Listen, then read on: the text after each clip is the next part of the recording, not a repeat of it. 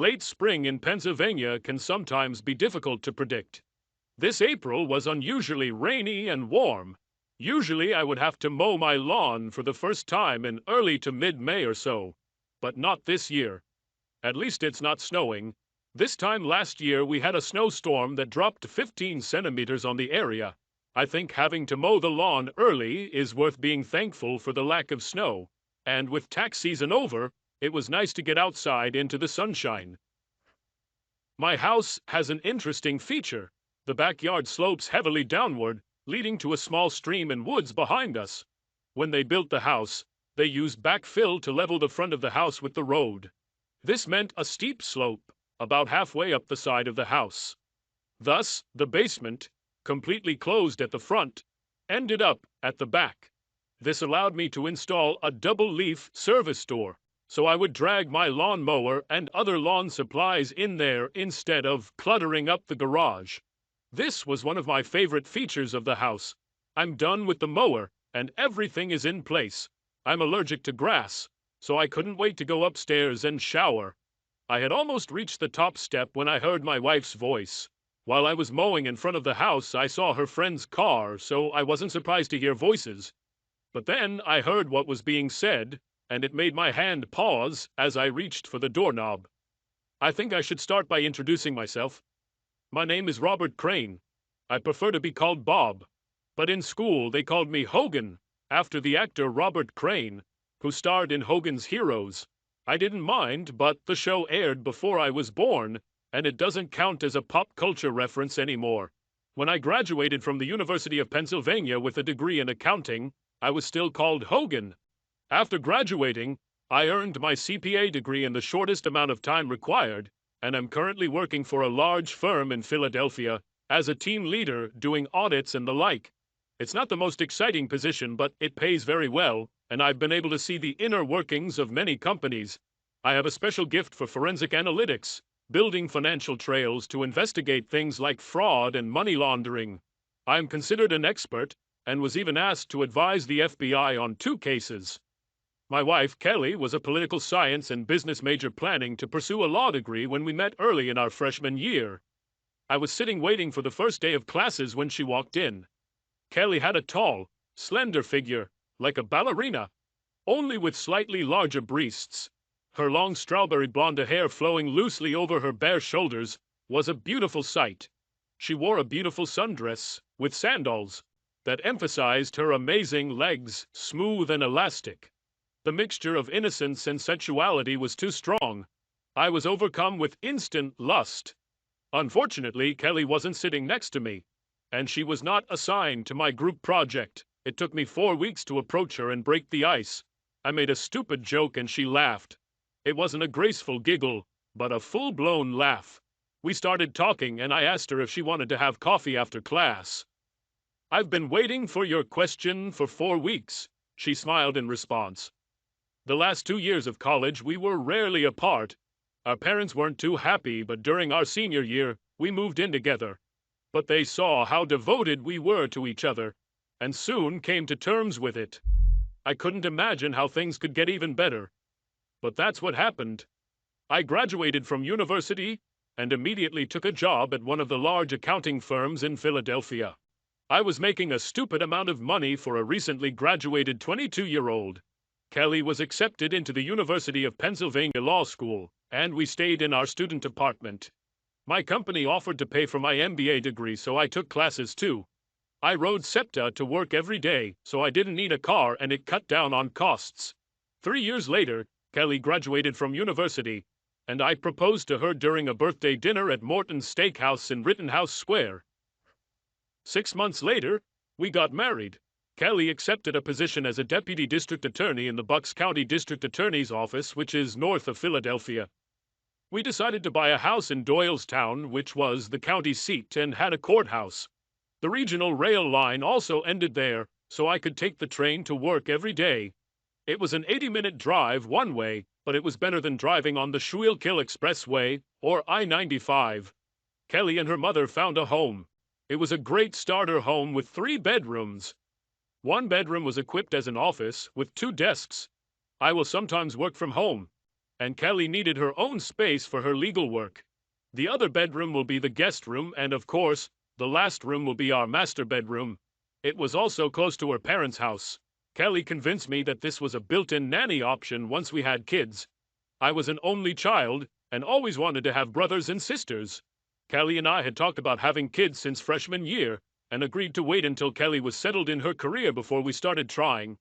But now we've reached this point, and 2 nights ago, we agreed to stop taking Kelly's birth control and start trying for a baby.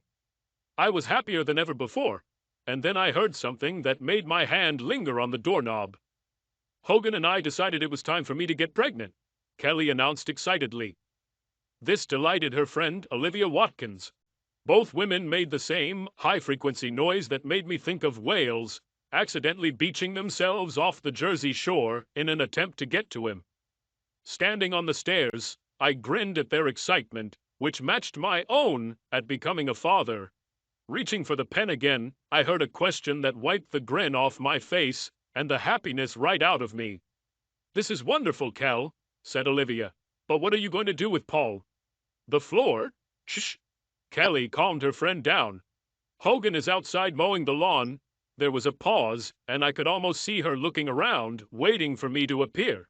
Then she spoke again. "I already told Paul that I'm ending the affair." He didn't mind. After Grossman steps down as senator, Paul thinks he has a real chance. Getting caught having an affair with a married employee would be very unpleasant. It's that simple. 3 sentences destroyed my world. Paul Evans was Kelly's boss in the DA's office. He was a widower, about 40 years old. His wife Anne died of breast cancer, leaving him a single father to their daughter, Barbara. Paul was a true political animal, and Kelly told me stories about his maneuvering within his party to run for higher office. Looks like I just found out how my wife got access to all this secret information. "Is it true?" Olivia said. "Just cold turkey? You've been hot and serious for 6 months and now you're just going to give it up?" The teasing doubt in her voice made me want to rip Olivia's head off. She was a classmate at Penn State, and I knew her before Kelly. I knew Kelly and Olivia were best friends now, but I always thought she was still my friend. Looks like I was wrong about this. "Stop it!" Kelly protested, giggling. "You're so bad. Paul is a great lover, but he was just rough to play with. I love Hogan, but Paul just took me and used me the way he wanted. There was no love, only rough sex and power. Now that Bob and I are going to have a baby, I don't want to take any chances. I love Hogan and will be a good and faithful mother. How many more cliches are we going to have here?" I asked myself a question. All I still need to be completely happy is to come home, find an unfamiliar car in the driveway, and discover that they are having sex in my bed. I wanted to run into the room and scream, destroy the room, but my muscles were paralyzed. I was so stunned that I couldn't move. My heart was beating in my ears. "So, cold turkey?" Olivia asked. And again Kelly's giggle. "Well, not cold turkey," she admitted. "Next week I have a conference with Paul in Pittsburgh. We'll have our farewell party there. I'll miss the sex, but Hogan and the baby are more important.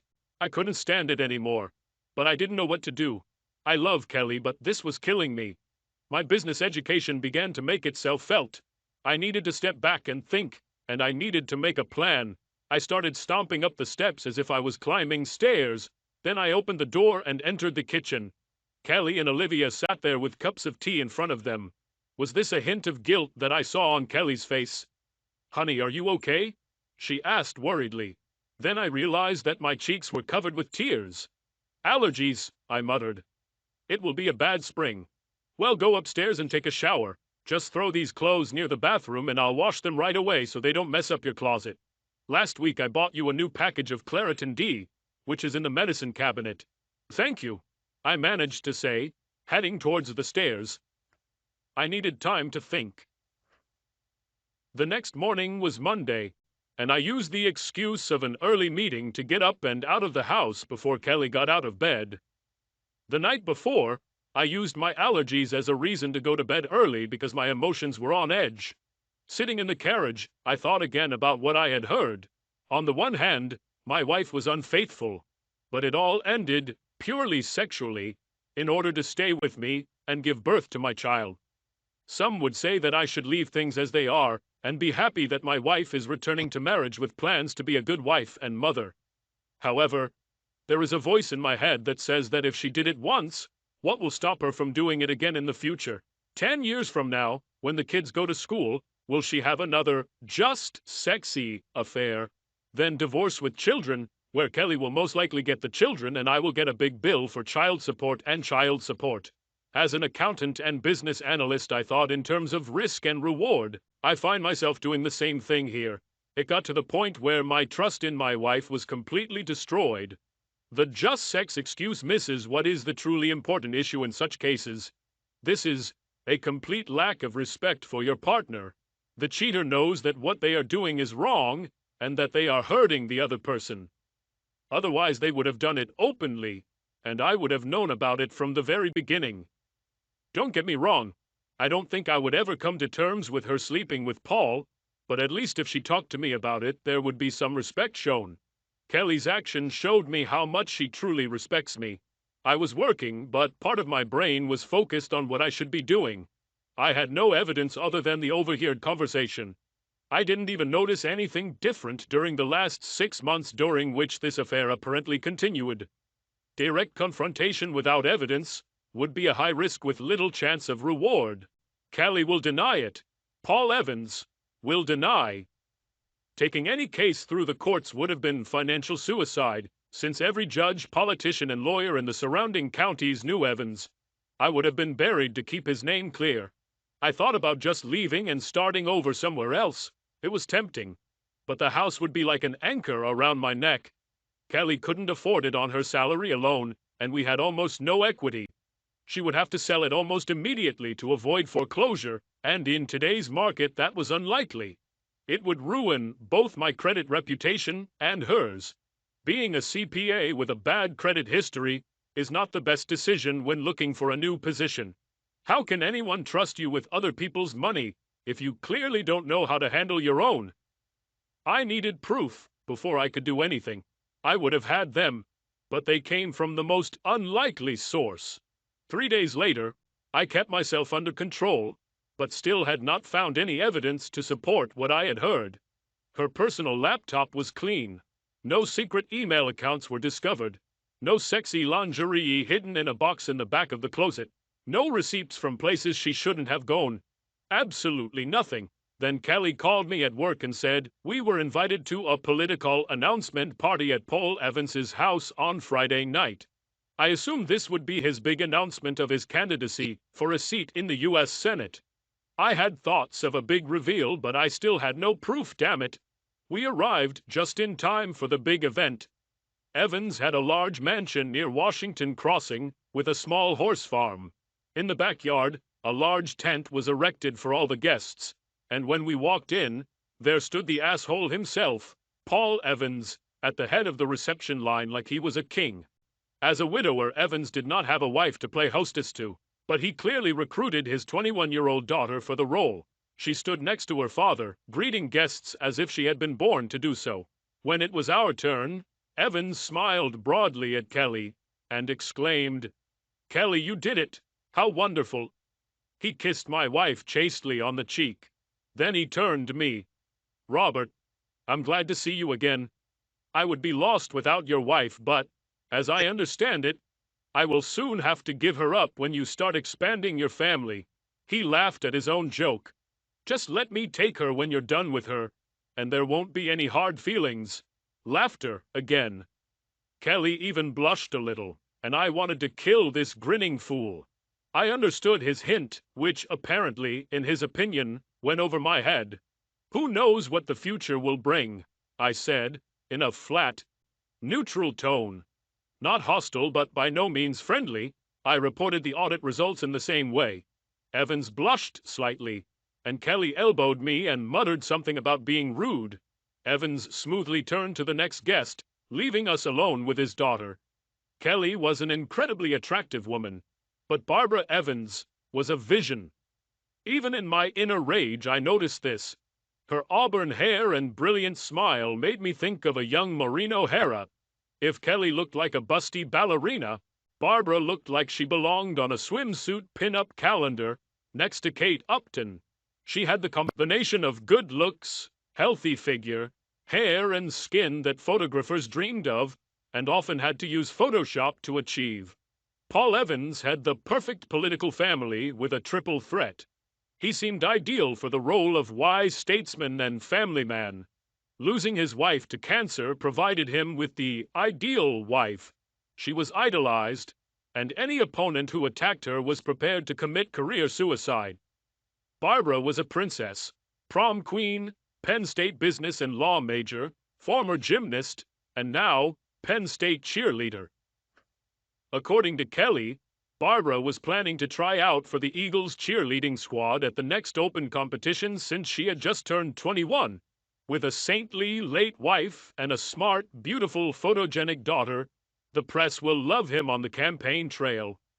Robert, Barbara said in an excited tone, hugging me tightly. This was not a polite hug at a party. It was a full-body compression, parts of her body pressed against me in the most pleasant manner. You look great. No wonder Kelly hid you away. You never come to any of our parties. You shouldn't work so hard. It's bad for your health. Somehow she got it all out in one breath. In less than a second, my mood changed from rage to complete shock.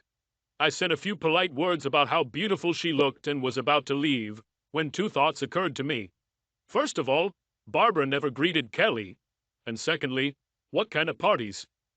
Kelly didn't give me a chance to ask as she rushed with her own greeting to the young woman. Then we had no choice but to give way to the next guests in line. When Kelly and I went to hang out, I wondered what Barbara knew. After pouring my wife a drink, I asked, "What parties was Barbara talking about?" Kelly just smiled and snorted dismissively. She was just teasing, little brat. Paul sometimes holds team meetings and strategy meetings here. He says he thinks better with a drink in his hand, and at a bar you never know who might be in the next booth. She was home several times when we met here. Don't tell anyone, but Paul allowed her to drink at home before she turned 21. Well, that got me thinking. This bastard had sex with my wife right here in his home under the guise of team meetings. These could even be actual meetings that Kelly was the last to leave. Or perhaps she left first and came back after everyone else had left. This would prevent the legal team from speculating about why Kelly always stayed behind to help her boss clean up the mess. With his wife dead and his daughter away at college, he didn't need to find a secluded hotel room. Therefore, there is no record of their meeting.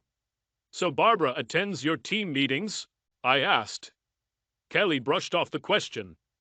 No, she was at home several times when her classes were canceled. She's just teasing her dad about partying during work hours. She pulled my hand. Come on, honey, buy your young wife a drink. For the next hour, Kelly never left my side. We talked to a few of her coworkers and several people brought up our plans to have a baby and how sad they would be to lose Kelly for a while. But how happy they were for us. To be honest, I was a little embarrassed. Why did all these people know about our plans? An hour later, Paul Evans called everyone to attention. His daughter stood smiling next to him. He started by thanking everyone for coming, and then began by announcing his big campaign. Everyone expected this, but they were still excited. I noticed the local newspaper publisher with one of his reporters nearby, taking notes. I have no doubt that there will be a big article about this in tomorrow's newspaper. I won't bore you with the rest of the party details. It would have been a pleasant time if my heart hadn't been shattered, and my brain hadn't been working on overdrive thinking how to prove it all. About an hour and a half after the grand announcement, Margaret Williamson, the first assistant district attorney, came in and said that Paul wanted to meet with his staff. While Paul was an elected official, Margaret was a senior manager who essentially ran the office. Prosecutors might come and go every 4 years, but Margaret was a constant. She was a very tough woman, but at the same time, very respected for her honesty and integrity in the legal community. The older woman lawyer was the main reason Kelly took the position. I really liked her. Margaret had been married for over 30 years to an electrician who had put her through college and now owned a large electrical contracting company. The two were devoted to each other. I always thought of them as role models for Kelly and me. Sorry for stealing your wife, Hogan, Margaret offered. Paul wants to discuss the organization of the office when he stops campaigning. A moment later, they both left. I walked away from the small gathering of other spouses remaining at the meeting and headed to the other side of the large pool located across from the patio where the party was taking place. There was a wicker swing chair hanging on chains. It was in the shadows, so people could see me if they looked, but I wouldn't be conspicuous. In other words, it was the perfect place for me to try to collect my thoughts. Not having sat there for even 5 minutes, a voice invaded my solitude. "So this is where you're hiding," the voice purred. I looked up as Barbara slid into the wicker swing next to me. She positioned herself so that she was sitting facing me without saying a word. Her little black dress sat on her tanned hips so that it hugged her body, hinting at what lay underneath, without revealing anything. Seductive and innocent at the same time. It speaks volumes about my state of mind that I noted this almost academically. "You look like a person who has the weight of the world on his shoulders," she commented. I didn't really want to talk about this with my wife's lover's daughter, no matter how sexy she was. We were very busy in the office. There are a lot of audits going on, I said to end the conversation. "Is it true?" Barbara asked interestedly. "I just finished my last accounting course at university. We taught several classes about the use of forensic accounting in law enforcement. I thought it was very exciting. Even in my grief, this surprised me." "Is it true?" I asked incredulously. "Well, it's not sexy or anything, but it really is a detective's job to gather all the right pieces of information from a ton of other facts and put them together to get a clear picture. Plus, since some people try to hide this information, it becomes even more difficult." "Most people don't think so," I admitted. Barbara began to talk in detail about what she had learned in the class and why she enjoyed it so much. I must say that I was impressed. I've had people finishing their internships at firms who couldn't speak so well on this topic. Focusing on her words really helped me push aside both her appearance and, more importantly, the anger that was simmering deep inside me. I felt immersed in the role of mentor. This helped me push the emotional turmoil a little into the background. "You really liked the course," I remarked. "It looks like you have mastered the topic very well." Barbara blushed at my praise. For a moment, the pin-up girl disappeared, and I saw a sweet girl, genuinely touched by my simple praise. "I really thought about joining the FBI when I finished school. Dad wants me to either become a prosecutor or go work for one of his friend's law firms. I don't think this is what I want to do." "You should follow your own dreams, not your father's dreams." That was honest advice, not that I was against ruining that freak's plans. I worked a little with the FBI when audits revealed something criminal. Sharp people. Before Barbara could respond, Kelly stepped out of the shadows. "That's where you disappeared too. You didn't do anything indecent?" she asked teasingly. Barbara turned to face my wife with a beaming smile. "We were just talking about Bob's work. We were just discussing this in class. I wanted to get an expert's opinion." "Well, Hogan is like that," Kelly said proudly. "I looked at one of his audit reports where an employee embezzled money using his boss's login. Hogan realized that some of the transfers occurred while the guy was on a business trip, but the login was done from the corporate office. Most of us would have stopped when the boss was identified." Hogan continued to dig. "I could have gotten a conviction against this employee the first day out of law school. Hogan left prosecutors with nothing to do in the case." Kelly looked at me with pride on her face as she told this little story. This confused the hell out of me. How could she be proud of me and claim to love me while she was in a 6-month relationship with her damn boss? A hint of confusion must have crossed my face because Kelly asked, "What happened, dear?" "Nothing," I answered.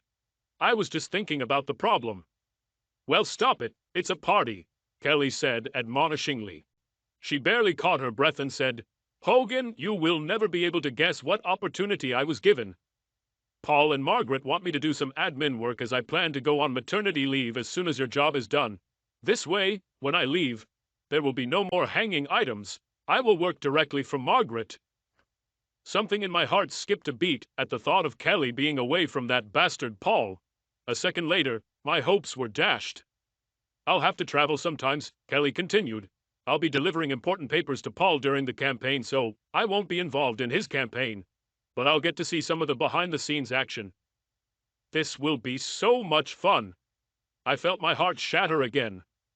I know I heard Kelly say she plans to end the affair so we can have a baby, but I can easily imagine her being unfaithful again in anticipation of being on the campaign trail. And if she gets pregnant, who's to say it will be my child? Paul is approximately my size and color. Without a DNA test, this would be very difficult to determine. My rage began to rise, but I suppressed it. Now was not the time. Barbara began talking to Kelly about her new position and the campaign. They soon became engrossed in conversation and I was forgotten. I took this opportunity to pull myself together. After tonight, I'll start planning. I needed to somehow counteract Paul's political power, but to be honest, I had no idea how to do it. 2 days later, the answer came to my office. Your meeting for 4 o'clock is already here. My administrator called through the open door.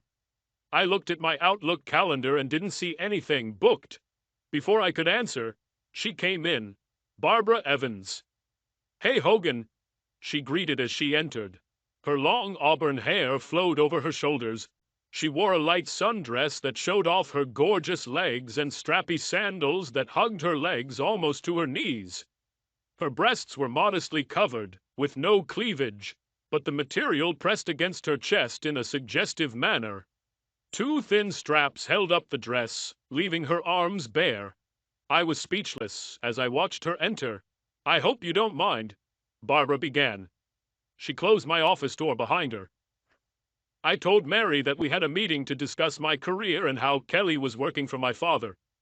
I politely rose from my chair. I'm glad to see you. Just working on some reports. I motioned for her to take one of the chairs in front of my table. After she sat down, I sat down too. What did you want to talk about? The happy expression suddenly disappeared from Barbara's face. I think you know, Bob.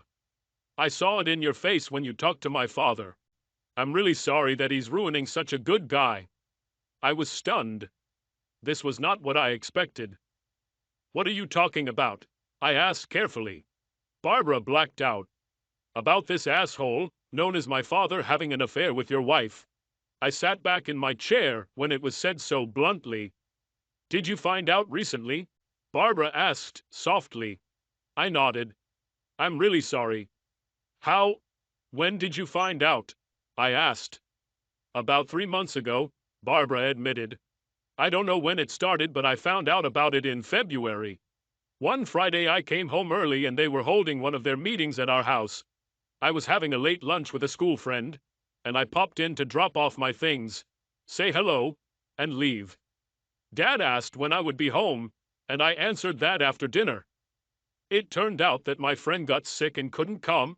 I had a snack and went home. There I saw Dad and Kelly having sex in our jacuzzi.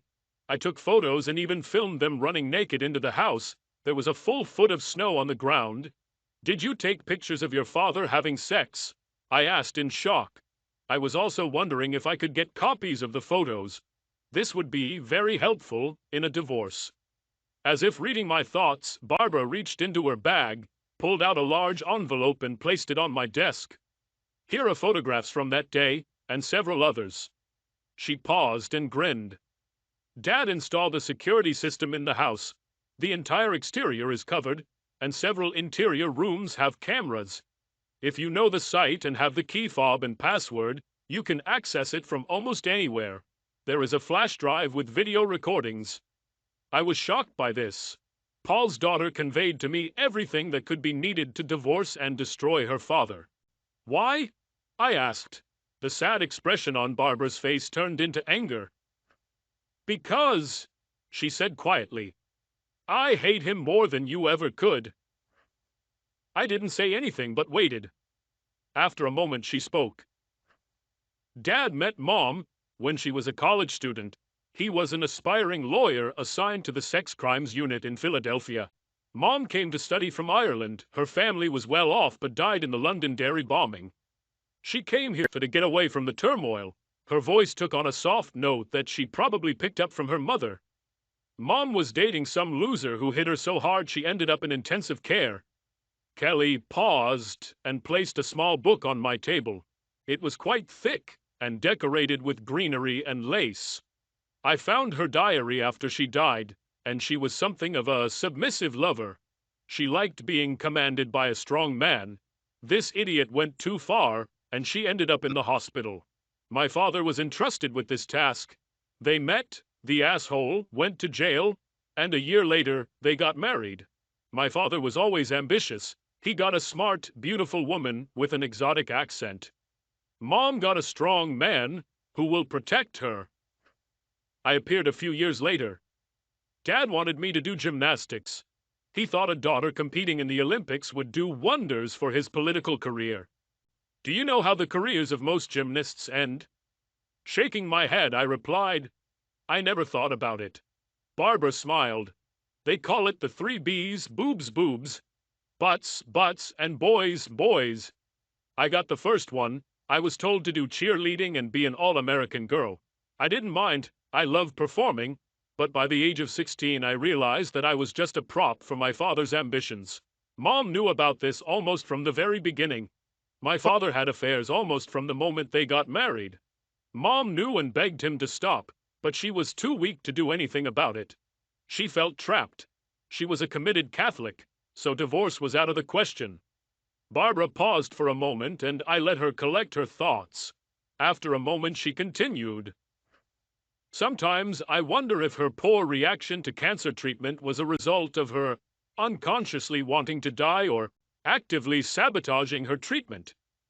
Anyway, I was with her in the hospital when she died. The official story is that my father went to court and won a murder case. He forced the doctor to change the time of death. In fact, he had sex with his assistant in her apartment to celebrate. He simply presented his mother as a trophy, and the press loved the story of how they met. A heroic prosecutor goes to save a beaten woman. Damn, that bastard himself beat her more than once, and I saw it.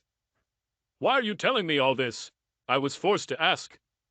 Because you don't deserve it, Hogan. My father, he's not a very good man. After my mother died, he hid his affairs until I left for college. Then he began to organize meetings in the house, and they're not just for his work. He also hosts meetings for some of the charity groups he is involved with. I know for sure that he sleeps with 2 other women from these groups. One of the poor women actually thinks this is true love and plans to leave her husband. Is this what Kelly is thinking of doing? I asked. I understood what I had heard, but I was still curious. Barbara shook her head. No, she thinks it's just fun. They say that power's the main aphrodisiac.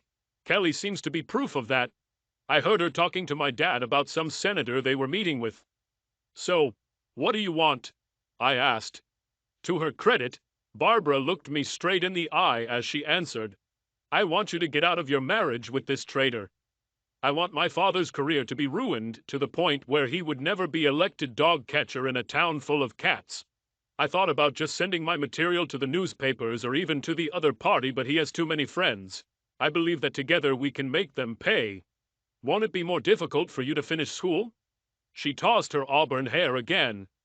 No. My mother left me her inheritance as a trust fund.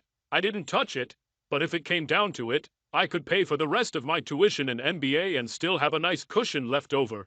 If your mother had so much money, why didn't she take you and leave? She could go to Ireland where your father wouldn't reach. Barbara winced. As I said, she was raised Irish Catholic. She was taught that divorce was not an option. No matter what happened, my mother held on to her faith until the very end.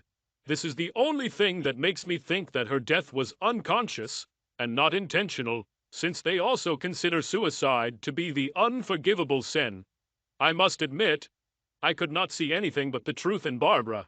She said she wanted to ruin her father's career, and the fact that I had this information did not bode well for his ambitions. I didn't think it could be some kind of trap. If Kelly and Paul wanted to destroy me, they could do it openly in court. This mean shit was only for those who were desperate, like me. A plan began to form in my head. I need Barbara's help with a few things. If nothing else, it would show me how dedicated she was to destroying her father. Okay, I agreed. But I don't want to destroy him by publishing these pictures or even naming him in the divorce. Barbara looked at this in surprise. Why not? She demanded. Her face turned red with passion, and she took a breath to begin some speech. I stopped her with a raised hand. I didn't say we wouldn't destroy him, but I don't want to deal with the bad press of a cuckolded husband in a political scandal. Instead, I want to destroy what he has strived for all his life, destroy his power and influence, and I can have a nice quiet divorce that no one will worry about. Barbara looked at me with shock on her face. A minute later, a sly smile appeared on her face. What do you want from me? I grinned. I'm going to do what I do best. Get me his financial documents, personal and for his campaign. They took Capone thanks to tax evasion. Having met your father, I have no doubt that I can find something. And if not... What? She asked. I smiled. I can do one more thing. For the next 3 days, Barbara and I were busy. She installed a keystroke recorder on her father's personal laptop and home computer. She also took a full backup of his computer's hard drive. We configured their security system to upload records to a cloud space known to me, which was physically located abroad. For my part, I didn't listen to Kelly's phone. Thanks to Barbara's evidence, I didn't need anything else. I activated a GPS tracker designed for parents keeping an eye on their children. Basically, it just used cell towers to determine the location unless I sent a command to activate the GPS. I just didn't want her to find me at home while I was busy with work. I faked a groin injury the day after Barbara first came to see me. This gave me an excuse not to have sex with my wife. After learning about the number of Paul's partners, I didn't want to take any more risks than I already unknowingly took. Plus, I don't think I could have done it without my anger exploding. By the way, I made an appointment with the doctor to get tested for sexually transmitted diseases. Nothing was detected at first, but some, like HIV, can take months to test positive for antibodies. Kelly went to the conference in Pittsburgh for her last date with Paul, annoyed and upset. No wonder she was very excited about the trip. My problem was that somewhere inside, I still loved her. I will never be able to trust her again, but that doesn't mean I don't still love her. But I also couldn't bear the thought of having sex with her after what I found out. It was Thursday morning and Kelly, her bag packed, was waiting for Paul and the junior lawyer from their office who was traveling with them to the conference. I wonder if the young guy knew he was their cover. So, I'll be home Sunday afternoon, Kelly said, coming up to me after dropping her bag at the front door. I sat at the table with my back to her and sipped my coffee. She wrapped her arms around me and leaned down until her lips were next to my ear. I hope you feel better so we can start taking care of the baby, she whispered. Her tone would raise the dead, and her scent. It took me back to more innocent days. I wanted to cry right there, but I managed to restrain myself. I'll apply ice to help it heal, I assured her. I stroked her hand and kissed her forehead. She moaned. I wish I didn't have to go there. It would be so much better to just stay home with you and be naked all weekend. You can always tell Evans that something more important has come up, I said. It just came out. And by the way she looked at me, she heard something in my tone. What's your problem with Paul? She asked in amazement. First you were rude at the party, and now you talk like you hate this person. I forced myself to calm down and shrugged. Honestly, I've seen too many hot-headed jerks like Evans who think he's untouchable and the epitome of power. They are a big fish in a small pond. They sell the illusion of power and force people to buy into it. Like that mayor in South Carolina last year. A big influential guy embezzled the city's money while sleeping with 3 married women. Now he's serving 10 years in federal prison, and they're all divorced and publicly humiliated. I get the same feeling from Evans. If he gets to Washington, within a week, he'll be seducing clueless interns. But eventually, the wheels of his car will fall off. And when that happens, I wouldn't want a hotel somewhere nearby. Kelly looked at me in shock. She'd heard me rant about those bastards before, but I'd never associated Evans with them before. I probably should have kept my mouth shut, but it felt good to let it out. And although the marriage was over, I also felt it was only fair to warn Kelly. I still loved her, even if I would never trust her again. Hogan, that's terrible what you said about Paul, Kelly protested. He is a good person who has done a lot for the people of this district. He's not like that. I heard an almost pleading tone in her denial. At a time that could not have been predicted, we heard the sound of a car horn outside the house. Paul has arrived. Kelly let out a frustrated sigh. She gave me a look that quickly turned into a mixture of regret and fear. I'll be home in 4 days, Kelly said, conciliatory. We can talk about it then. But get ready, love. We have a child to start with. Then she wrapped her arms around me and kissed me passionately. I responded with an equally passionate kiss. Have a nice week, she breathed. I love you. I love you too, I replied. She grabbed her bag and opened the front door. Bye, dear, she called over her shoulder. Goodbye, Kelly, I said. Then I closed the door. 30 minutes later, I left by train for the city. Barbara and I had an appointment with the FBI. It turned out that I did not need to prepare any evidence. I would rate Paul Evans's embezzlement skills as moderately smart. Barbara and I met at her off-campus apartment to review the documents she had pulled from his computer. Overall, pretty standard methods. I estimate he had about $2 million stashed away in an offshore account. At least that's what he transferred to it, but I couldn't be sure it was still there because those records weren't included. Much of this money came from various small donors who wouldn't raise suspicion from the IRS, but why were people from out of state donating to the DA's campaign? I was able to trace some of them to defendants whose cases were dismissed or entered into plea agreements with unusually lenient sentences. It was Barbara who found the biggest bomb. It turned out that she was not the only child. Along the way, Evans knocked up 2 more women. One of them was born 3 years before the death of his wife. His mother was one of his employees at the time. The third child, born 8 months after his wife's death, was born to an 18-year-old volunteer at the hospital where his wife was being treated. Evans gave each woman $2,000 a month in campaign contributions as poll research consultants. Barbara almost destroyed her own apartment in anger. That red hair really is a warning. By the time Kelly and Paul left, we had already checked everything in Paul's notes. Questions remained, but we did not have enough resources to get to the information. So I wrote down all my findings and set up a meeting with the senior FBI agent I worked with in the Philadelphia office. Barbara came to tell him the story we had made up. Barbara said that after taking a forensic accounting course, she wanted to look at real documents. She decided to look at her father's notes out of innocent curiosity. When she noticed some strange things, she called me because my wife worked for her father and knew about my experience. Gary was a seasoned professional. He knew there was more to it.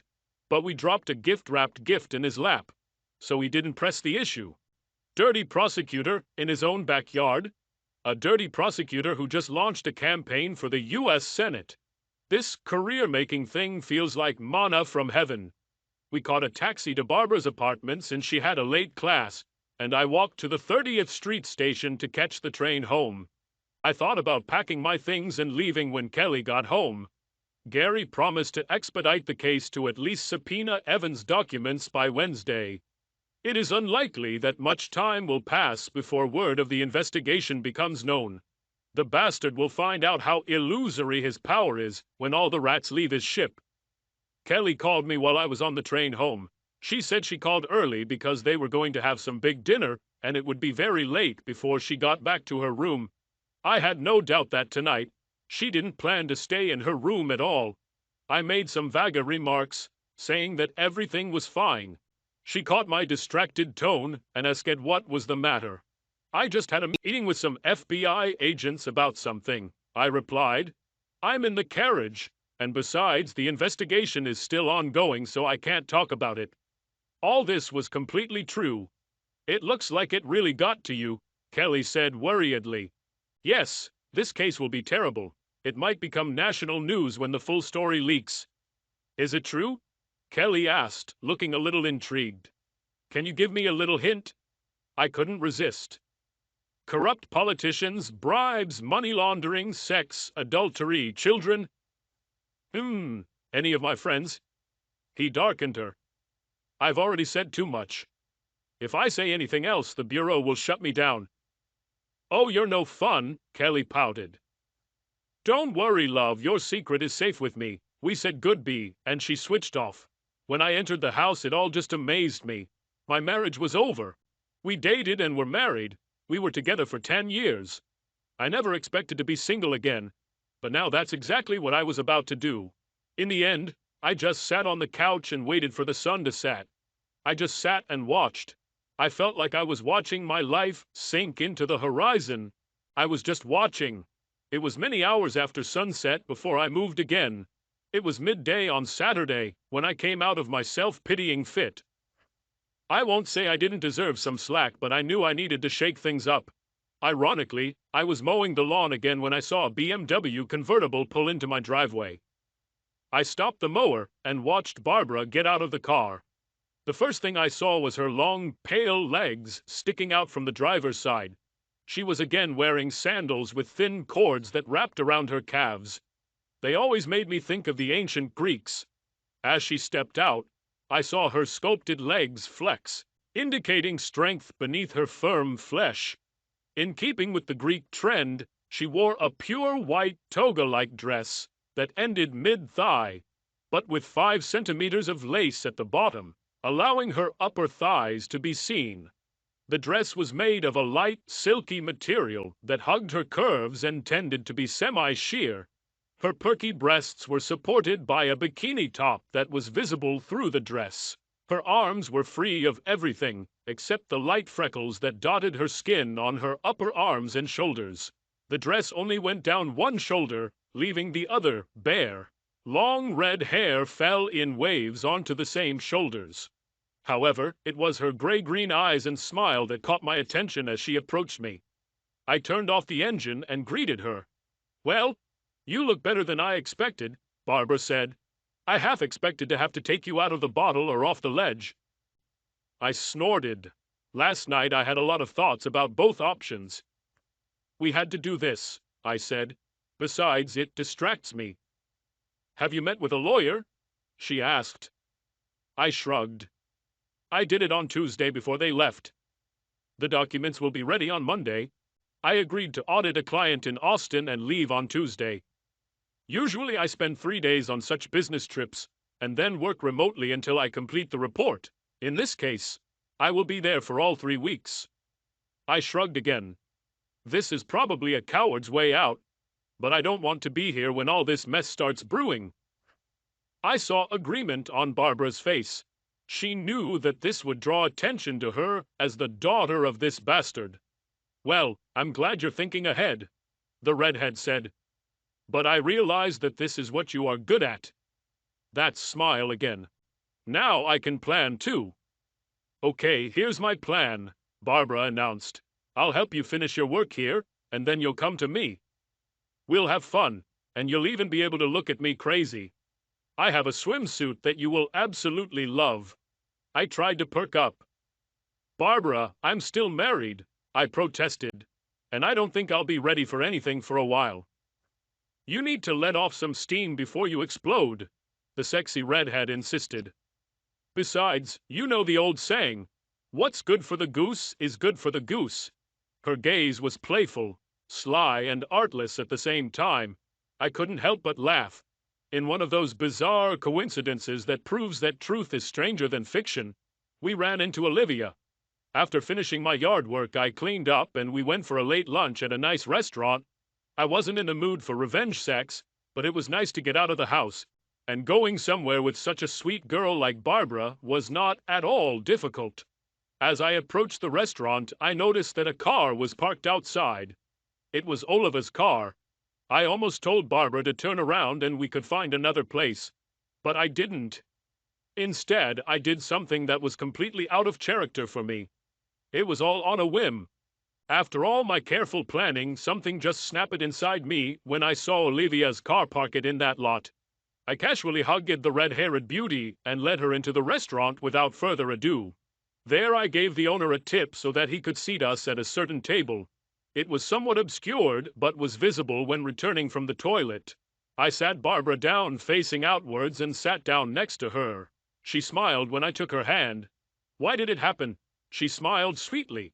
Not that I'm complaining, I laughed.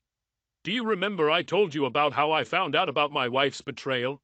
About her friend Olivia? So her car is parked right on the street. Barbara burst into throaty laughter. So I can be the other woman? Ooh, I can live with that. She leaned forward and kissed me incredibly softly on the lips. It was not a deep, passionate kiss, but rather a kiss that hinted and promised much more. A lover's kiss. Our dishes arrived and I frankly enjoyed myself. The tricks were forgotten as I enjoyed Barbara's company. Her witty sense of humor was killing me. I've never heard accounting sound so dirty before. I happened to look back and noticed Olivia walking past us. I pointed it out to Barbara. Oh my God! She giggled. I was so looking forward to this. With that, she leaned forward to kiss me. I felt my hand reach under the table and rest on her leg. The skin of her thighs was so incredibly soft, and underneath were firm, elastic muscles. The touch was electric. I was so lost in the sensation that I was surprised when I heard Olivia screaming at me. "Hogan, what the hell are you doing?" She shouted at me. "Who is this tramp, running away from your wife while she's out of town? I thought better of you." I have no doubt that the entire restaurant heard her. I let go of Barbara and turned to look at my ex-girlfriend. "What's your problem, Liv? It's just a little carefree sex before Kelly and I settle down and have a baby. And could you keep it down? People are trying to eat." Olivia stared at me as if I had hit her with a dead fish. "What?" she began. "Oh, come on, Liv. Kelly does the same. I'm sure she's having fun with her boss right now. And for several months now. So I decided it was only fair that I seduce the boss's daughter. I think..." Olivia almost had a heart attack. Feeling Barbara start to giggle, I gave her a gentle squeeze to keep her quiet. "You know about..." Olivia stuttered. "I know that I must be a faithful, ignorant husband while my wife runs around being so ably helped by a woman whom I considered my close friend." Olivia winced at the contempt in my voice. "I know Kelly wanted to try something else one last time before having a baby. Like that last fling before the wedding. If it was normal for her, what do you have against me? I had no information about Kelly having affairs before Paul, but, as they say, once changed, always changed." I shot my suspicion into the darkness and wondered if Liv was off balance enough to confirm it. She confirmed. "Do you know about this too?" She sighed. "No, but..." "Thanks for the confirmation," I replied. Olivia turned pale at this. "Go away, Olivia," I said. She turned and ran away from the table. A few minutes later we heard a noise. It was Olivia leaving the restaurant. "Well, it was fun while it lasted," Barbara said with a slight laugh. "I really wanted her to stay here longer." Her smile made me blush. "You know she's probably on the phone with your wife right now," she added. "Perhaps," I agreed. "I give her 5 minutes before my phone goes off. However, if she left right now, it would be a 5-hour drive home from Pittsburgh. This will give us time for dessert and give me enough time to drive home and pack my things. It's a pity that I won't see you in a bikini like you promised." Barbara laughed again. "Oh, I guess we can do this another time." She reached out to grab my shirt and pull me closer. "You know my semester ends in a week and a half," she muttered in my ear. I always wanted to see Austin. I barely caught her words as her tongue slipped into my ear.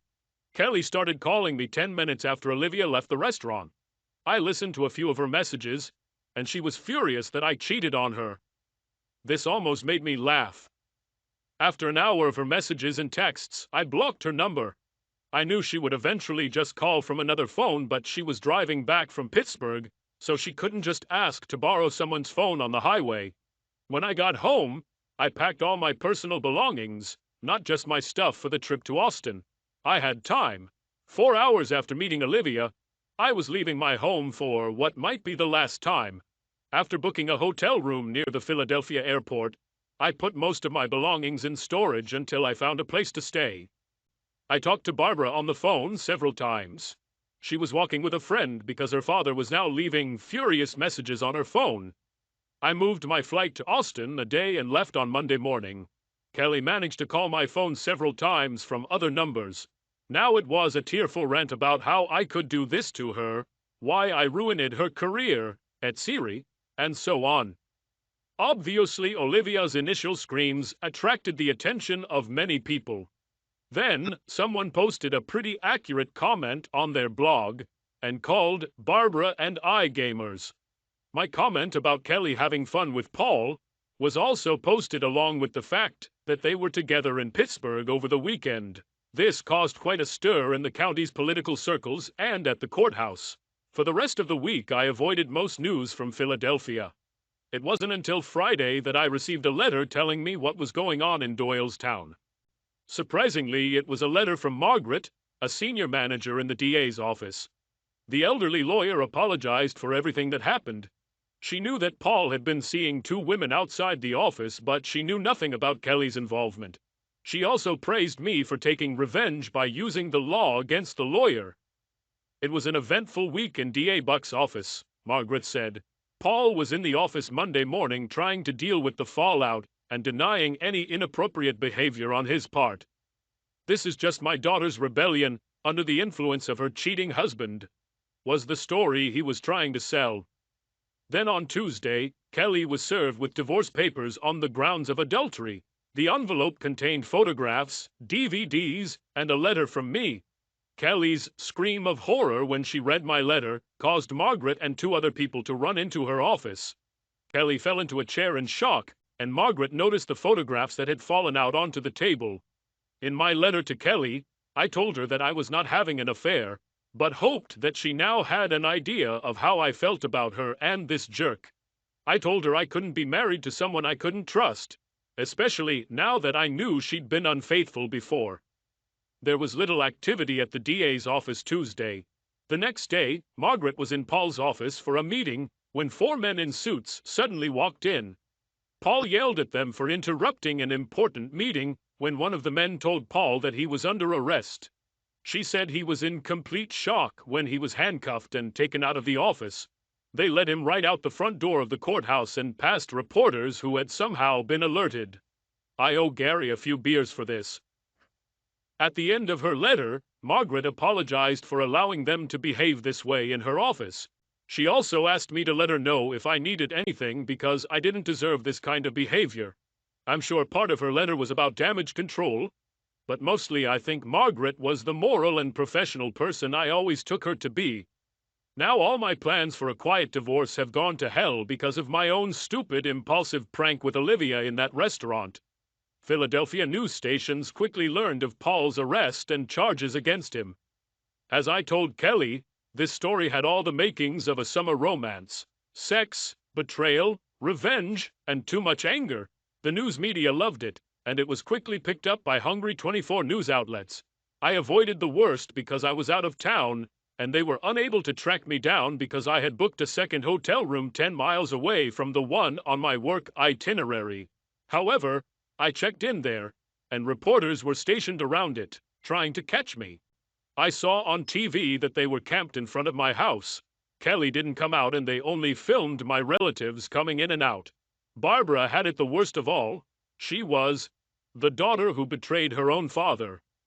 She still had to go to classes and take exams, so for the first few days, it was quite easy for the media to find her. The school then forced the reporters to leave campus because they were disturbing students. It also helped that two women who had children with Paul came forward to get their 15 minutes of fame. With her final finale complete, Barbara slipped out of campus and headed to the airport. The media were disappointed, but not too surprised, when she didn't show up for the graduation ceremony. After a while, this story became a side news story and stayed there. It boiled over when Paul's trial began, but he pleaded guilty to several charges, resulting in him becoming a 20-year-old guest of the federal government. Fortunately, his guilty plea meant that Barbara and I were not called to testify. Then, the case completely disappeared from their radar, taking Barbara, Kelly, and me with it. Oddly enough, after all this publicity, my divorce went quickly and with minimal fuss. Kelly signed the papers 4 days after receiving them. I received a letter apologizing for what she did to me and to us. Furious, returning from Pittsburgh, she swore that she would never forgive me for betraying me. Finding out that she was, in fact, the only one cheating, made her realize how hypocritical she had been.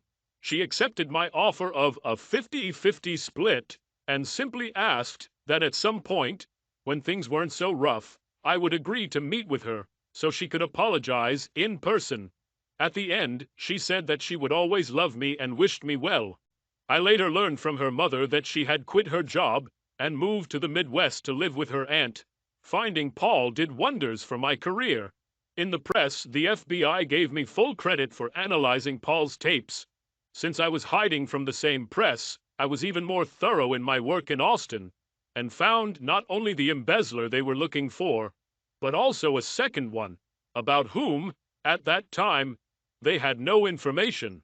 My firm promoted me and put me in charge of the white-collar crime team.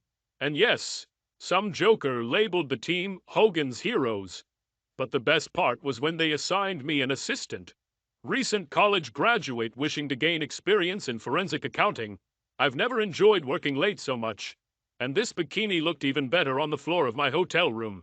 Subscribe to our channel so that your second chaff doesn't cheat on you, and go ahead and listen to the next story, because this story is nothing compared to the next one. If you're under 18, don't even think about listening to the next one.